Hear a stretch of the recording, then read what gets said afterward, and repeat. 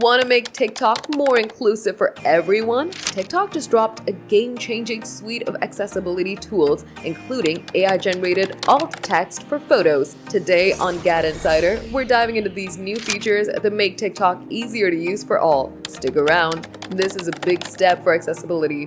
GadInsider, your go-to source for tech, gadgets, and inclusive innovation. TikTok is celebrating Global Accessibility Awareness Day with a major update, rolling out AI-generated alt text, high contrast mode, and more. These features make the app friendlier for people with visual impairments or cognitive challenges. Let's break down what's new and how it works. First up, AI-generated alt text. If a creator forgets to add alt text for a photo, TikTok's AI steps in to describe it automatically.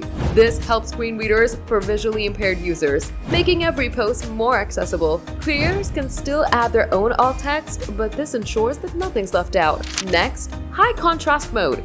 This boosts text and background contrast, making content easier to read for low vision users or in bright light. Pair that with adjustable text sizes in TikTok's existing auto captions for videos, and the app's becoming a leader in accessibility. These tools are live now, and you can find them in TikTok's redesigned accessibility settings. Just head to the 3-line menu on your profile for iOS or Android, or the taskbar on desktop. It's super easy to tweak settings for your needs. Why is this a big deal? TikTok's making sure everyone can enjoy their platform, from creators to viewers. With over 1 billion users, these changes could set a new standard for social media accessibility, and posts on X are buzzing with praise for TikTok's inclusive push. From AI alt text to high contrast mode, TikTok's proving that text can be inclusive without sacrificing fun. These updates are live now, so you can start exploring them today. GadInsider fam, which TikTok accessibility feature are you loving most? Drop it in the comments. AI alt text, high contrast, or something else?